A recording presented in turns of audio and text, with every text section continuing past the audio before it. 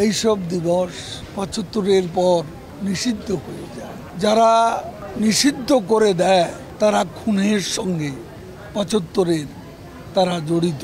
স্বাধীনতার পথে এটা স্বাধিকার সংগ্রামের টার্নিং পয়েন্ট। ৬ দফা বাস্তবায়নের বঙ্গবন্ধুর যে আহ্বান, তার সঙ্গে সারা বাংলাদেশে ৭ই জুন হরতাল আহ্বান করা হয়। সেই হরতালে তেজগাঁর শ্রমিক নেতা মনু মিয়া সহ নারায়ণগঞ্জ, চট্টগ্রামের বেশ কয়েকজন প্রতিবাদকারী, হরতাল পালনকারী শ্রমিক জনতা নিহত হয়। ৬ দফাকে এক কথায় আমি বলতে পারি, ৬ দফা হচ্ছে স্বাধীনতার পথে স্বাধিকার সংগ্রামের ঐতিহাসিক মাইল ফলক। এবং একথা স্পষ্টভাবে বলা যায় যে ৬ দফার ভিত্তিতে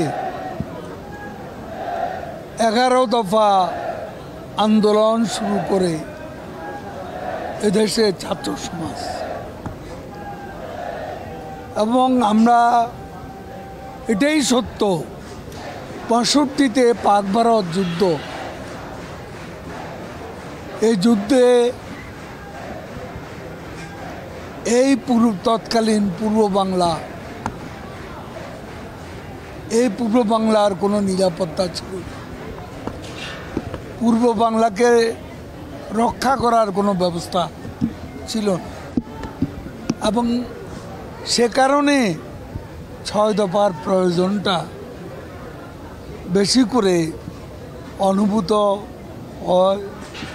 সত্য কথা বলতে কি, ৬ দফা যদি না হতো তাহলে ৬৯-এ ৬ দফা ভিত্তিক ১১ দফা গণবিস্ফোরণ, বাংলাদেশে যে গণ অভ্যুত্থান হতো কিনা, সেটাই হলো বড় কথা। এবং আজকে আমাদের ইতিহাসে বাঁক পরিবর্তনকারী, it was a turning point in our history. স্বাধিকার সংগ্রামের চূড়ান্ত পর্যায়ে তখন এই দিবসটি ৭ই মার্চ, এইসব দিবস ৭৫-এর পর নিষিদ্ধ হয়ে যায়। যারা নিষিদ্ধ করে দেয় তারা খুনের সঙ্গে ৭৫-এর তারা জড়িত।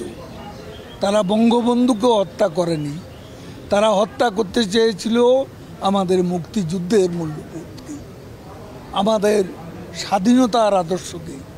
সেই জন্য বঙ্গবন্ধুর সঙ্গে জয় বাংলা নির্বাসনে, ৭ই মার্চ নির্বাসনে এবং ৭ই জুনও নির্বাসিত হয়ে যায়।